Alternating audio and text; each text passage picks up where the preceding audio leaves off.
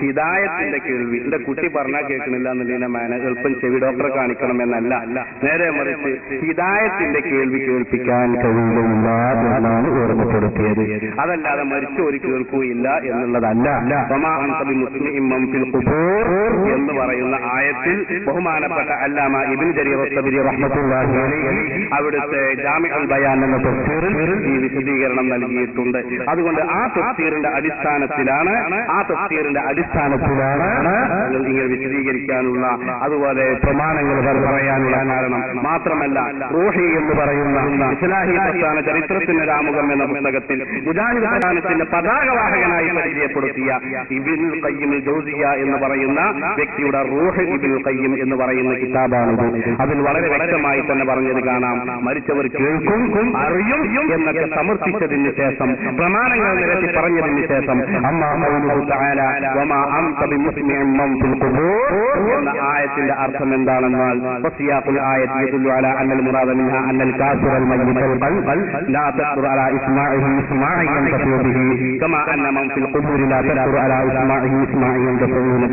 നേരത്തെ പറഞ്ഞ വിശദീകരണം അനുസരിച്ച് ഹിദായത്തിന്റെ കേൾവി കേൾപ്പിക്കുകയില്ല എന്നാണ് അതിന്റെ അർത്ഥമെന്നും, നേരെ മറിച്ച് മരിച്ചവർ വളരെ വ്യക്തമായി തന്നെ കേൾക്കുന്നു എന്നുമാണ് ഇതിന്റെ താല്പര്യമെന്ന് ഇബ്നുൽ ഖയ്യിം വ്യക്തമാക്കിയിട്ടുണ്ട്. അതുപോലെയുള്ള ആളുകളൊക്കെ വളരെ വ്യക്തമാക്കിയിട്ടുണ്ട്. ഹബീബായ റസൂലുള്ളാഹി സ്വല്ലല്ലാഹു അലൈഹി വസല്ലം തങ്ങൾ നടത്തിയ ഹദീസ് നേരത്തെ ഇവിടെ വിവരിക്കുകയും ചെയ്തിട്ടുണ്ട്. സൂറത്തുൽ 27 80-ാമത്തെ ആയത്തിൽ അല്ലാഹു പറയുന്നു, മരിച്ചവർ കേൾക്കാൻ കഴിയുകയില്ലെന്നും എന്ന് പ്രസ്താവനയുണ്ടാകുന്നവർക്കുള്ള ഒരു അള്ളാഹു അങ്ങനെ പറഞ്ഞിട്ടില്ല. പറഞ്ഞിട്ടെന്ന് പറഞ്ഞു അള്ളാഹു മലയാളത്തിലല്ല പറയാം, അറബിയിലാണ് പറയാം. അറബിയിലാണ് ആയത്തെന്ന് പറഞ്ഞാൽ അറിയാത്തവര് എന്ത് ആയത്ത് അള്ളാഹു താല ഖുർആന് അറബിയിലാണ്. മലയാളത്തിൽ ഒരാൾക്കുള്ള വിവരം ഞങ്ങൾക്കില്ലല്ലോ. ഒരാൾക്കുള്ള വിവരം ഈ പാമനായ ജനം ഇത് കാര്യം മനസ്സിലാക്കുവാൻ വേണ്ടി വരുന്ന സ്റ്റേജാണ്, അല്ല പരിഹസിക്കാനോ തമാശ അടിക്കാനുള്ള സ്റ്റേജല്ല. ഇത് മുഖാമുഖം എന്നുള്ള ഒരു പരിപാടിയാണ്. ഇത് പല പ്രാവശ്യവും മുജാഹിദിന്റെ ഇത് കൊടുത്തുകൊണ്ട് നിങ്ങൾ പരിഹസിച്ച് ഇവിടെ അട്ടഹസിക്കാനും ഇവിടുത്തെ ജനങ്ങളും ഉണ്ടായിരുന്നു. ഇത് മുഖാമുഖമുള്ള ഒരു പരിപാടിയാണ്. ഇതിനുള്ളത് ആയത്ത് അറിയുമെങ്കിൽ നിങ്ങൾക്ക് എനിക്ക് സമ്പാദിക്കാൻ വേണ്ട ആവശ്യമില്ല. അല്ലാതെ പക്ഷെ എനിക്ക് അറിയാത്തൊരു വ്യക്തിയായതുകൊണ്ടാണ് ഉസ്താദിനെ സമ്പാദിക്കാൻ പോകുന്നത്. അതിനുള്ള മറുപടി പറഞ്ഞാൽ മതി. ചോദിക്കുന്നതിന്റെ ആയത്ത് ചോദ്യകർത്താവല്ലേ പറയേണ്ടത്. അതിവിടെ മറുപടി ചോദ്യം കിട്ടിയ ശേഷം മറുപടി ചോദ്യത്തിലാണ് ഈ ആയത്ത് വരേണ്ടത്. അതാ ഞാൻ പറഞ്ഞത്. നിങ്ങൾ ഈ പറയുന്ന മാതിരി ഒരു ആയത്ത് ഇല്ലാന്നാണ് ഞാൻ പറയുന്നത്. ഉള്ള ആയത്തുകളെ പറഞ്ഞു അതിന്റെ മറുപടിയും നിങ്ങൾ വിശദീകരിച്ചു. അതിന്റെ മറുപടിയും ഇവിടെ വിശദീകരിച്ചു. പിന്നെയും നിങ്ങൾ മലയാളത്തിൽ ഇങ്ങനെ ആയത്ത് പറയാമെന്നല്ലാതെ അത് ആയത്ത് ഉണ്ടെങ്കിൽ നിങ്ങൾ പറയും. അതല്ലേ ഞാൻ പറയുന്നത്. പറഞ്ഞ ആയത്തുകളെ പറഞ്ഞു ഇന്നൊക്കെ ഈ രണ്ട് ആയത്തിന്റെയും വിശദീകരണം കിതാബ് റൂഹ് ഞങ്ങളാണല്ല. ഞാൻ മറുപടി പറയുമ്പോൾ നിങ്ങൾ വേറെ സംസാരിക്കും. പിന്നെ ഞാനിങ്ങനെ കുറെ ശബ്ദിക്കുക, ആളുകളത് മനസ്സിലാക്കുമ്പോൾ നിങ്ങൾ ആളുകൾ മനസ്സിലാക്കുന്നതിൽ നിങ്ങൾ വിഷമിച്ചിട്ട് കാര്യമില്ല. അത് സ്വാഭാവികമാണ്. ആളുകൾക്ക് തിരിഞ്ഞു കാര്യങ്ങൾ വരുമ്പോൾ നിങ്ങൾക്ക് ചില അസ്വസ്ഥതകൾ ഉണ്ടായെങ്കിൽ അത് സ്വാഭാവികമാണ്. ഞാൻ നിങ്ങളെ കുറ്റപ്പെടുത്തുന്നില്ല. പക്ഷെ പറയാനുള്ളത് ഇത് ഞങ്ങളുടെ ആളല്ല. അത് നിങ്ങൾ മനസ്സിലാക്കണം. ഞങ്ങളെ ഗ്രന്ഥമല്ല റൂഹ് എന്ന് പറയുന്നത്. ഞങ്ങളെ പുസ്തകമല്ല. നിങ്ങളെ നേതാവ് ഒരു ഉറുപ്പിക 25 പൈസ വിലയുള്ള ഇസ്ലാഹി പ്രസ്ഥാന ചരിത്രത്തിന് ആമുഖം എന്ന ഈ പുസ്തകത്തിൽ സുബ്ഹാനല്ലാഹ് ഇസ്ലാഹി പ്രസ്ഥാനത്തിന്റെ പതാകവാഹകനാണ് നിങ്ങൾ പരിചയപ്പെടുത്തിയ ആളാണ് ഇയാള്. ഞങ്ങളെ പുസ്തകമല്ല. അതിലാണ് ഇത് പറയുന്നത്. അത് നിങ്ങൾക്ക് നിഷേധിക്കാൻ കഴിയുമോ? നമ്മളതൊന്നും തീരുമാനമാക്കുക. വെറുതെ നിങ്ങൾ കുറെ പറയാം, ഞാൻ കുറച്ച് പറഞ്ഞിട്ട് കാര്യമില്ലല്ലോ. ഇതിൽ അദ്ദേഹം പറഞ്ഞത് സിയാസുൽ ആയത്ത് എതില്ലു. ആയത്ത് കൊണ്ട് കിട്ടുന്നത് ഇത് കാഫിറുകൾ അവിശ്വാസികൾക്ക് അനുസരണം ഉണ്ടാകില്ല എന്നാണ്. നമ്മൾ സാധാരണ ഗുരു ഉസ്താദ് ശിഷ്യന്മാരോട് പറയും, ഞാൻ ആ പാഠം പഠിക്കാൻ പറഞ്ഞിട്ട് നിങ്ങൾ ഇതുവരെയും പഠിച്ച് നിങ്ങളത് കേട്ടില്ല എന്ന് പറയും. അതിന്റെ അർത്ഥം എന്താ? ഈ പാവം അവർ മുജാഹിദ് ചിന്തിക്കാൻ ഈ ഉസ്താദിന്റെ ശിഷ്യന്മാർക്കൊന്നും കാതു കൊടുക്കില്ല എങ്ങനെ ചിന്തിക്കും?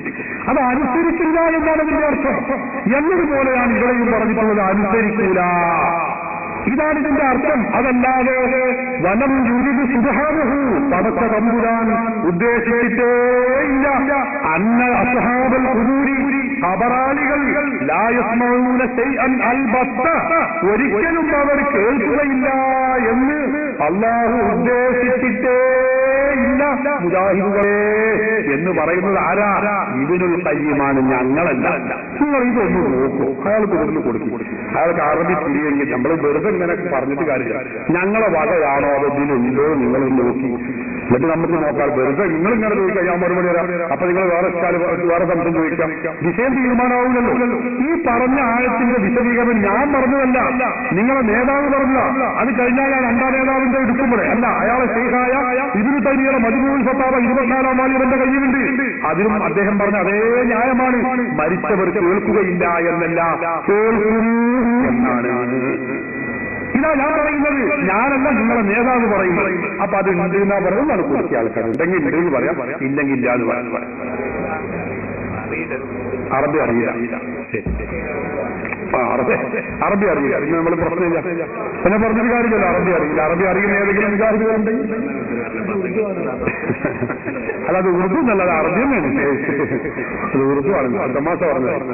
അപ്പൊ അതുകൊണ്ട് അല്ലാഹു സുബ്ഹാനഹു വ തആല പറഞ്ഞ ഖുർആനിക വചനത്തിന്റെ ആശയമാണ് ഇവിടെ ഇബ്നു തൈമിയ്യയും ഇബ്നുൽ ഖയ്യിമും പറയുന്നത്. അതാ ഞങ്ങൾ പറയുന്നത്. അതുകൊണ്ട് സഹോദരന്മാരെ, ഇതിനൊരു വാശിയുടെ ആവശ്യമില്ല. ഞാൻ ചോദിക്കട്ടെ, മരിച്ചവർ കേൾക്കൂല എന്ന് നിങ്ങൾ 36 ആയത്ത് ഓതി കരുതിക്കൊള്ളി.